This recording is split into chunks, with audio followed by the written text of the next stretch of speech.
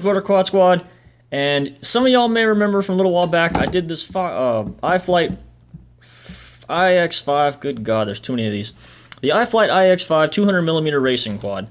Now this frame was about 82 grams, and you know, it's actually been pretty robust. I've crashed it quite a bit, haven't had any problems, and actually I haven't even changed anything since I built it. I've loved flying this thing. It's been an absolute blast. I mean, I've beaten it, broken it, I've had a great time. Well, iFlight has hooked me up today with a composite version of the frame. Now, I'm a manufacturing engineer, and I know composites are typically hit or miss on strength, and, you know, it's a combination of materials.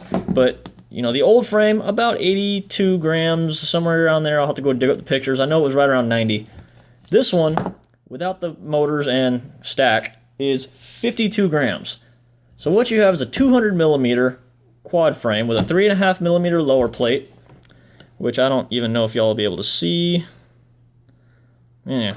And then a almost 2mm upper plate. So, I mean, 52 grams. Holy crap. It actually has some robustness to it. It does not flex much at all. And it also looks like they've added some new camera side plates. I looked at my other one, and I don't see indentations or cutouts for that. But this one has it. So that's pretty cool. You don't have to put in a heavy bracket. Okay, now that I'm done spinning. As far as changes go, I mean, top plate still looks the same besides the camera slots. Bottom plate still appears to be cut the same. It looks like the back has a different cutout, where this one had a cutout for the wiring. This one has slots, so literally no real difference. They still advertised having recessed screw heads, or recessed screw holes, but neither of mine have it. Whatever. Another really awesome feature of this that I love, freaking love, this is their iFlight Force 2205-2300 motor, but you can see the cutout. I'll show you the bottom. See the cutouts? They're perfectly channeled to their motors. So whenever you install the motor, actually most motors, now that I mention it, most motors that have little channels on the bottom line up with this. So extra cooling, always good, a little bit of weight reduction. I'm going to be honest, I am excited for this because I want to put it side by side with my other iX5. I'm kick the camera up a little bit here. I want to put them side by side and see how they handle. I'm going to start with these 2300 motors, and I'm using an Omnibus F4 and an iFPICA 25 amp 4-in-1. So this is going to be a very tight, clean, light build. If it handles great, I'm going to throw some faster motors on it and just see how it performs. I'm really hesitant on the structural rigidity.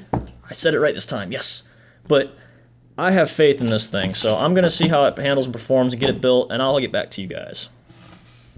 I admit, I have been delaying the hell out of this review because I wanted to make sure I did my due diligence and smash the ever-living crap out of this. So I've gotten out, I've built this, I've flown it. You may see right now I don't have FPV gear on it because I actually crashed it twice. I've gotten better at flying, so I have to make myself crash. Anyway, I had 2 crashes with this thing to test rigidity, and I can't say it right this time. The first one was, I was powering up through a tree, and I clipped the tree, and it spun through the air and smashed into the ground after falling 50 or so feet. No problems. Picked it up, flipped it over, took off again.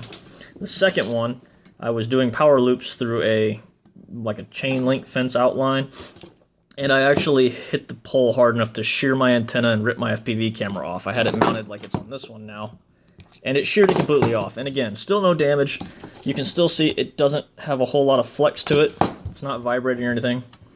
So, I mean, it works. I put it through its paces. They are $38.99. The manufacturer finally got back to me about that, and they are on sale now on their site. These little cooling vents worked well for the motors. You can see I did the 4-in-1 stack and the Omnibus F4 in there and ran the wires straight to it. Worked out well.